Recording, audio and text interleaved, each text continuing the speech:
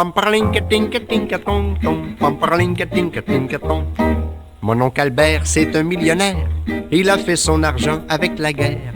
Il y a eu un contrat du gouvernement pour paver je ne sais quoi en ciment. Alors comme il était payé autant, comme bien entendu il a pris son temps. Et même ça lui a pris tellement de temps qu'il vit de ses rentes depuis ce temps. Comme de raison, c'est le dieu de la famille. Quand il vient, faut faire des déclamations. Il faut parler comme des petites filles afin de lui faire une bonne impression. Dans nos petites têtes d'enfants, on se dit en tous les cas si l'argent fait pas le bonheur tout comme les galons, au moins on est bien reçu dans les salons. Pamparlinka-tinka-tinka-tong-tong, pamparlinka-tinka-tinka-tong. Ma tante Ida, la sœur de mon père, est reconnue pour être une vraie commère. Et un jour maman l'a dit à papa, papa lui n'a pas du tout aimé ça. C'est pas que sa sœur, il aimait tellement, mais entre frères et sœurs on se défend. Ce n'est pas toujours comme ça au foyer, mais tout change lorsque l'on est marié. En tous les cas, là mon père en colère, et après gueuler sur ma tante Claire du côté de maman, qui d'après lui avait des amants. Dans nos petits cœurs de 10 ans, on savait pas ce que c'était des amants. Mais quand même, quand elle vint nous visiter, pour l'embrasser, on s'est bouché le nez. Pamparlinka-tinka-tinka-tong-tong, pamparlinka-tinka-tinka-tong. Mon oncle Arthur, c'est un gros taureau. Tous les hivers, il part pour l'Ontario. Il s'en va travailler dans les chantiers, faire la cuisine car il est cuisinier. Quand il revient avec le printemps, il a les poches ben bourrées d'argent. Il prend un coup et avec une guidoune, il vient chercher mon père pour une balloune. Alors voilà, une guidoune, c'est une fille publique. Et une balloune, c'est une cuite. Publique ou pas. Ma mère dit Hector reste à la maison, mais il s'en va quand même comme de raison. Quand il revient avec un coup dans le corps, nous autres les jeunes, il faut sortir dehors. Les voisins appellent radio police avant qu'ils finissent par s'assommer. Et le lendemain matin, l'institutrice nous parle de la douceur du foyer. Pamparlinka-tinka-tinka-tong-tong, pamparlinka-tinka-tinka-tong.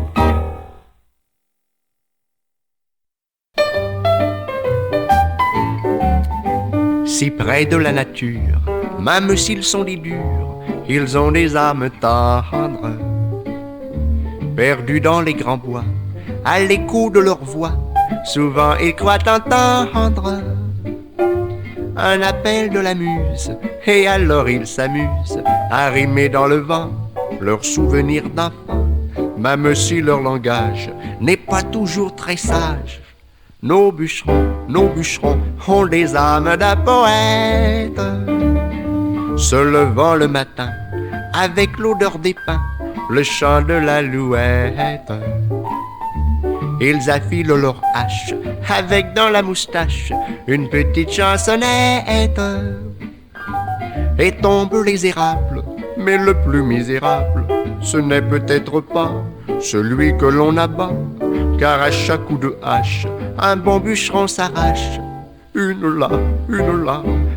larme d'un poète.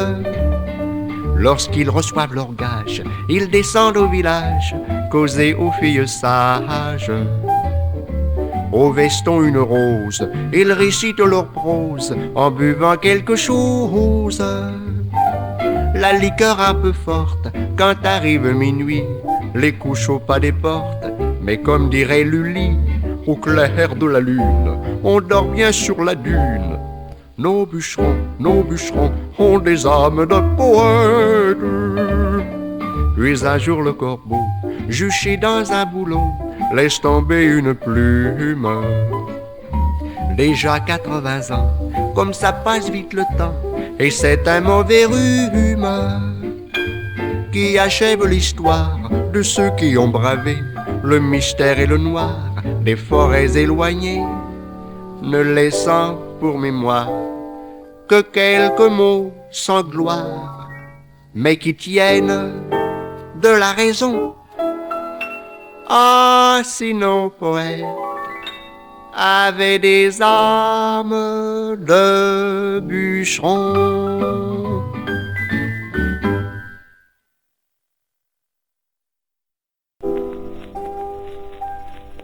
Mignonne et si jolie, que j'aimerais pour la vie je dois de commencer, puisqu'on va se marier, à te faire des confidences, te dire mes secrets.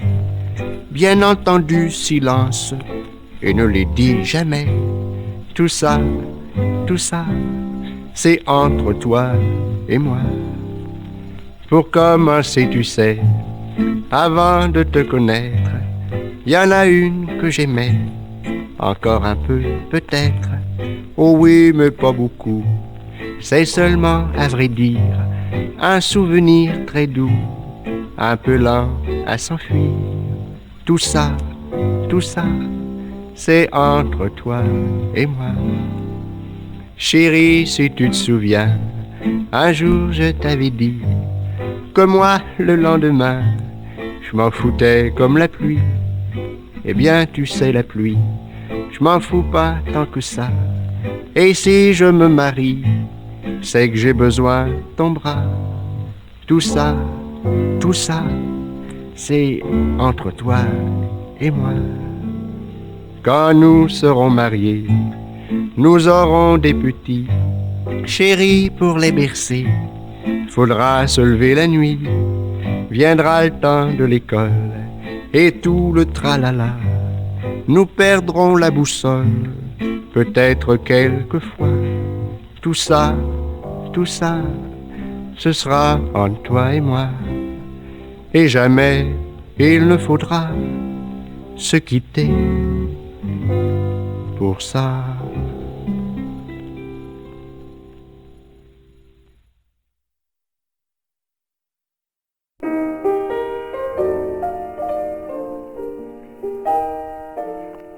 Le chant du soir, de l'oiseau qui s'enfuit, l'odeur du noir, la brise de la nuit, les craquements, les pas sourds des passants, c'est la chanson de l'ombre.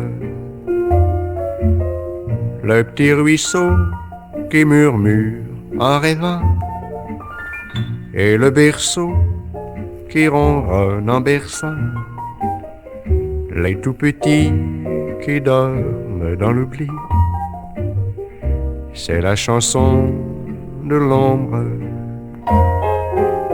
Chanson d'amour que la belle nature, après le jour, fredonne au ciel obscur. Chanson qui rend un hommage à la vie, chanson qui crie la joie de tous les temps. Un feu s'éteint là-bas, dans le lointain. Deux amoureux reviennent silencieux, leurs pas perdus, le calme de la rue. C'est la chanson de l'ombre.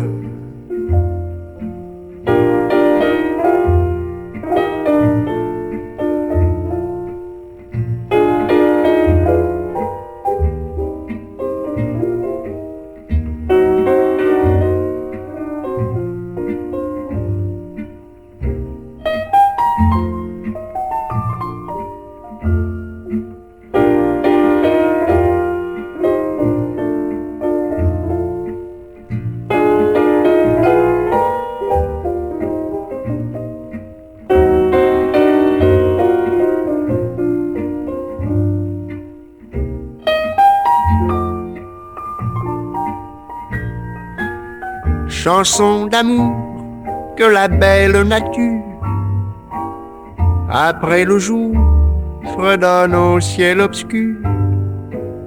Chanson qui rend un hommage à la vie, chanson qui crie la joie de tous les temps. Un feu s'éteint là-bas, dans le lointain. Deux amoureux reviennent silencieux, leurs pas perdus, le calme de la rue. C'est la chanson de l'ombre.